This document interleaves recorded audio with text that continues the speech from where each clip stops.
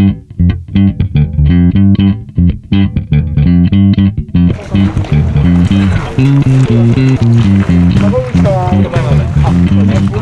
崎さん、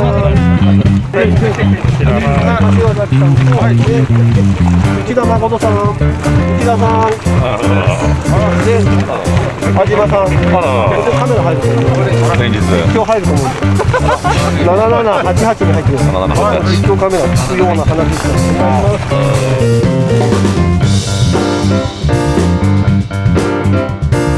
後ろで好き勝手喋るんでもしかしたら耳に入るかもしれないですけど、そこはぐっとこらえてこんなにいじりがいのあるグループないからとりあえず俺とキャンタのその構成としては内田さんをどれだけいじり倒すか内田さんってこんな優しい人なんだっていうのをこの40分で見せつけようかな。人の長所を引き出す男たちです。そう、俺ら人のいいところ見つけるの上手。悪いところが見つかりませんね、特に。アジマックスはあれだね、昨日の釣りの感想とか言えばいいんじゃないかな。昨日惜しかったな、4位っつって。傷口えぐるくん。傷口えぐるくんだから。結構多分ダメージきます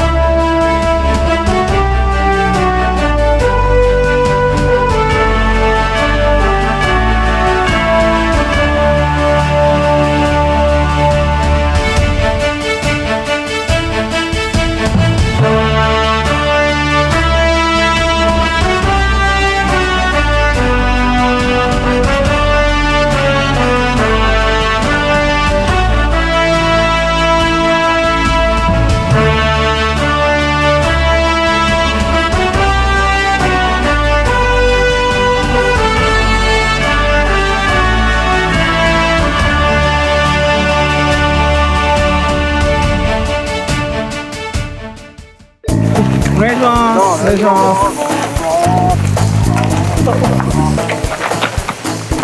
どうした調子？今日は調子はだいぶいいですだいぶ仕上がってます。調子はぼちぼちです。まあ頑張ります。すべてを出し切ってすごいメンバーはい。調子はどうですか？調子はまあぼちぼちですね。全治2ヶ月。カリスマ店長いじりもあるから。頑張ります。カリテンですか？そうです。調子はどうですか？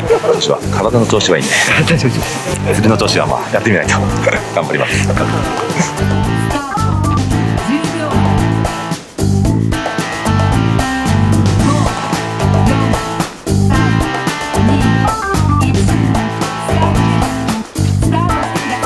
さあ、勝者組の2回戦ですね。始まりましたね。始まりました。じゃあ自己紹介を。はい。ニュードロバーのプロスタッフキャンタこと加納裕太です。ロデオクラフトの総留って言います。よろしくお願いします。よろしくお願いします。総留さん、2回戦なんですけど、左から迫口さん、やりのテスターの方ですよね。そうですね。関西方面で、活躍してる人で、その隣がカリスマ店長柏崎浩一選手、バルケインですね。そして真ん中がもうディスプラウトのやっぱりディスプラウトのイケメン番長ですね。イケメン枠内田誠選手。そして昨日惜しかった青い人安島バルケイン、アジマックスさん2回戦のね、おっと惜しい。もう2回戦のメンツやばい。やばいですね。もうなんか一気にこう濃くなっちゃって、一気にエキスパみたいにな。でその前の試合で、結構堅実に釣ってる人は取ってるけど、ちょっとね体硬くなっちゃったりして、ワンミスツーミスしちゃった人がスコアが伸びなかったかなっていう試合で、結構ロースコア戦だったと思うんですけど、このねそういう中でこの人たちがどのような次の引き出しで絞り出していくのか。そうだね、もう前半ね審判をして見てるわけだから、でその仕上がっている状況というかね、この状況を人の釣りを通して見てからの自分の釣りにこうどう落とし込むかっていうね。そうですよね。キャンタ結構見てたでしょ、試合。見てましたね。キャンタどう戦う？自分だったらおっとでかいな。クランクですね。クランクちょっとディープ系のクランクかな。でちなみに自分だったら、結構スプーンでこう多分今魚が中層とか、下目にそこまで自分が濃くいる感じがしないんで、中層あたりをスプーンで刻みながら、ある程度やる気ある個体を見せ方変えつつ取っていくのを軸に、クランクベイとかとか、あとはボトム系、プラグメタルバルブとかを要所要所で入れるような釣りで組んでいくかな。なるほどね。今見てる限りだとこの4人は巻いてるね。巻いてますね。ボトムに行ってる人はまだいないかな。で結構その絹川さんボトムも、結構癖になる食い方をしてくるじゃないですか。そこがね結構知ってるか知ってないかもかなり超過の分かれ道かもしれないですね。相当変わるよね、この癖で。やっぱり、例年より一月早い開催。そうですね。だから魚のその棚もやっぱ違うし、去年とかと。そうするとね、そのアプローチの方法も変わってくるし、ルアーも変わってくるし、それを考慮しながらどう釣るかみたいな。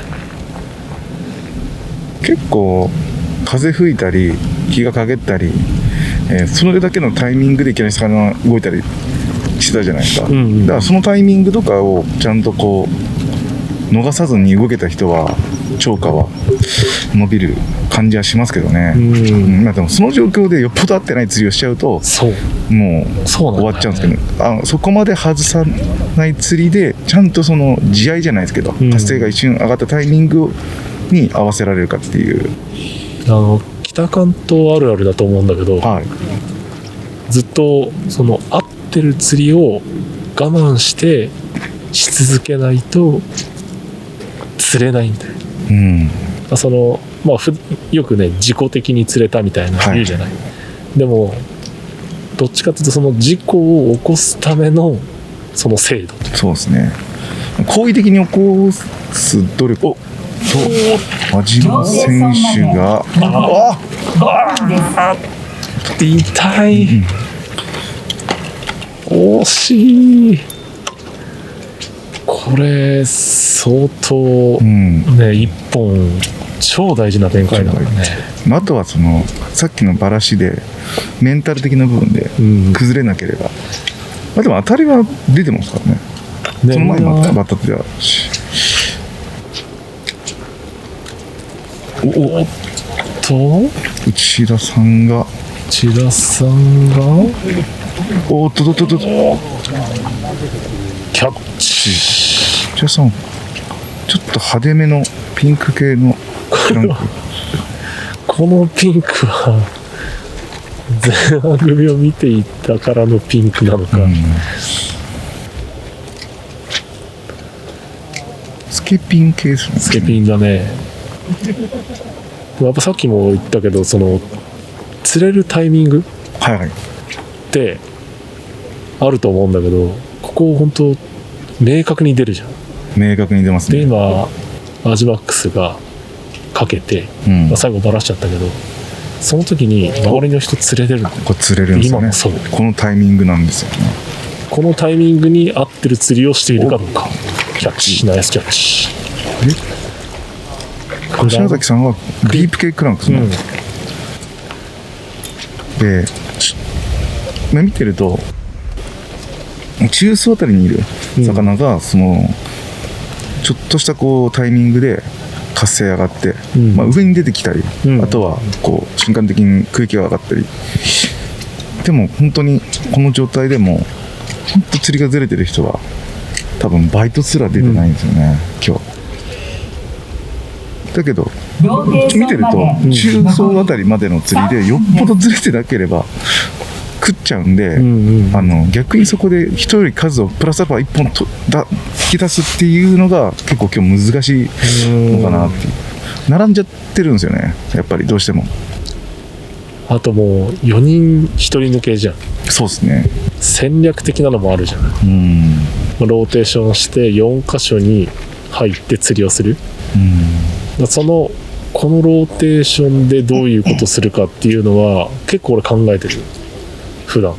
考えますよね、このローテーションでどうするか、あとは周りの人がどういう釣りをしているのか。なんか視野が狭くなりすぎると結構ドツボにはまるし、あの人こういう釣りしててっていうところまで冷静に見れると結構ねプラスに働くことが、まあ見すぎてねマイナスに働くこともあるけどありますね。てかあれですよね、4ローテだと結構試合前に結構シミュレーションしません、頭の中で。ボトムかな。ボトムですね、メタルバイブ。おー、ナイスキャッチ。メタルだね。ああいうとこ気持ちが強いですよね、強い穴島さんは。メンタルそんなに崩さないんですよね。ただまあ崩れる時はもちろんあるとは思うんですけどね。アジマックスはでも大体ニヤニヤしてる。そう、ずっとニヤニヤしてる人だからね。でね、やってることがねほんと細かいんですよ。細かいよね、すごい繊細なんですよね、常にね上にいるっていうイメージあるし、で基本的に巻きが得意なアングラーさんじゃないですか。だけどその中でも結局いろんな引き出しもある。例えばクランクの引き出し、ボトム、サイトフィッシングもブラインドも、見てると本当オールマイティーなアングラーかなと。1分です。そういう意味ではここの2回戦のこのグループのメンツはみんなそうじゃない？そうなんですよ。みんな総合力が高い。総合力高いですね。総合です。だから結構スコアも面白い感じにこうしていくんじゃないかな、押し付ける系アングラーもいるじゃん。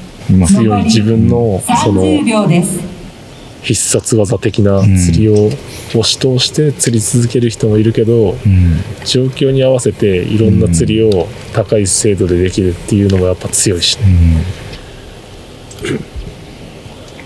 そういう意味ではすごい面白いグループだ。10秒前。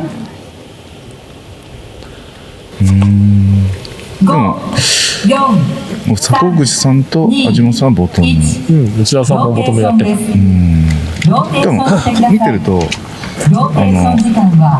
ボトムだけ食うタイミングが違うですよね、違う。やっぱり中の魚はみんな同じタイミングで食ってるんですよね、釣り竿にね結構ルアー落としてっちゃう人いるから、ちゃんと自分の釣り竿から動くときは見た方がいい。本当ですね。何の解説なの？人に優しい解説です。人に優しい解説。4、3、2、1スタートです、はい、スタートしてください。2回戦2ローテ目が開始されました。場所が変わって動画と迫口さんはクランク強めの色のクランクですね。お、内田さんヒット。飛ぶ魚だね。飛ぶね。おお、ナイスキャッチ。これは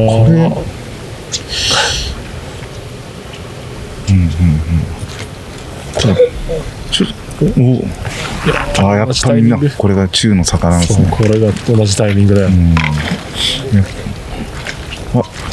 橋巻さんスプーン。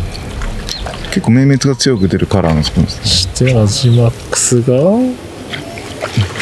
入った。もうスプーンですね。そのスプーン。やっぱね、動き出すタイミングが全部一緒なんですよね。これ本当人と差つけるの難しいよね。内田さんが連続。突然来た試合、風かな。風ですね。さっき色で始まる前にちょっともじりがあったんですよ。あのタイミングやっぱ動いてたんですよね。でちょっと風強くなったし、ただ今度今弱くなってどうなるか。でもさすがなのはあのタイミングでちゃんと釣る。ここだよ、めちゃくちゃ大事ですからね。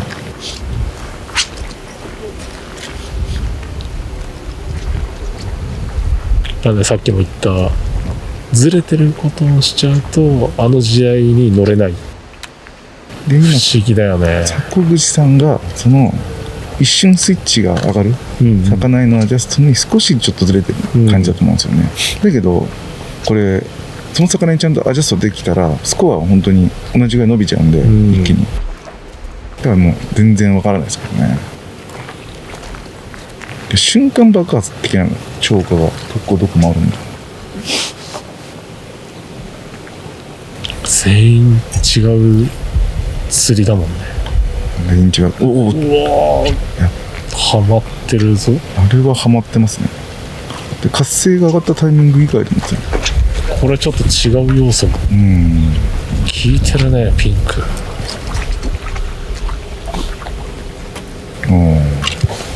やっぱディープ系ですね。やっぱ中なんだな。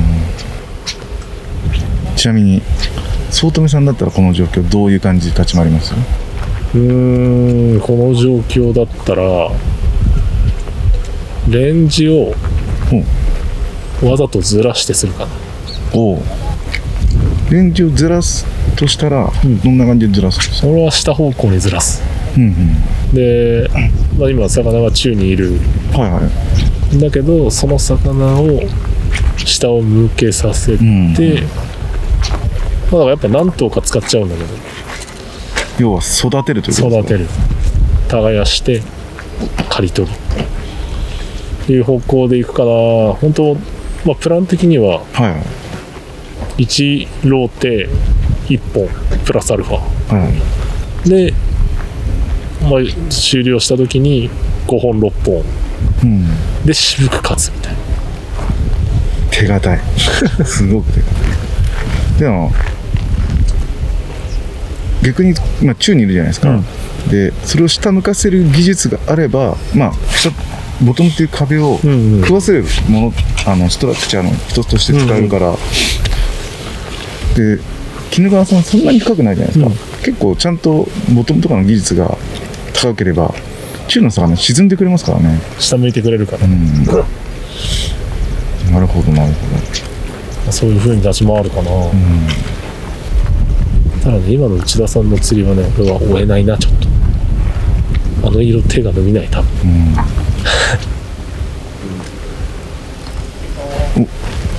柏崎さん来てる。柏崎さん、カリスマ店長がここで走るね。ナイスキャッチ。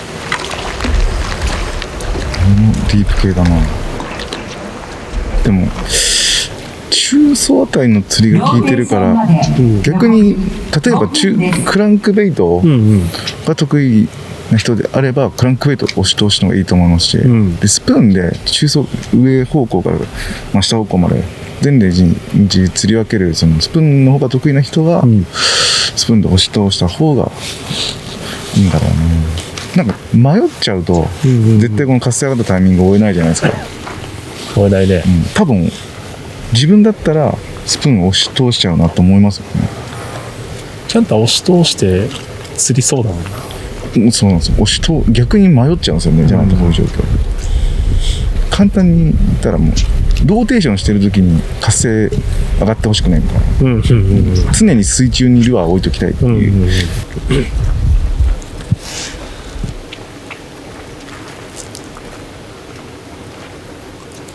しびれる展開だな。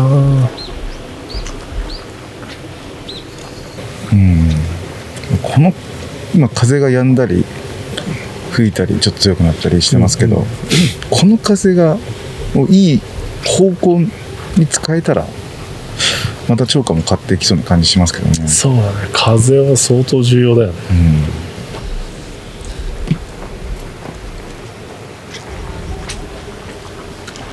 でもちょっと個人的な話になっちゃうかもしれないですけど、なんか宗富さんとこう絹がこの間一緒に釣りしたじゃないですか。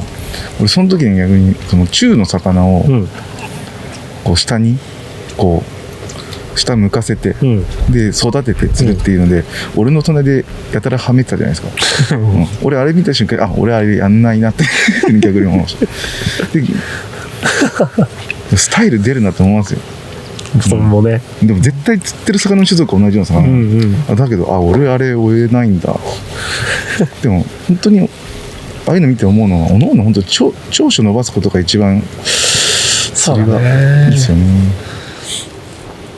まあ、あとは、ね、まあ普段からも話すけど、試合展開でさ、その当たるけどキャッチに至らない、そのかかるけどギリギリキャッチに至らない魚が多いのと、全然当たらないけど一本深いバイトが出る、だからどっちを追おうかなっていう、あの選択肢ってすげえ重要ですね。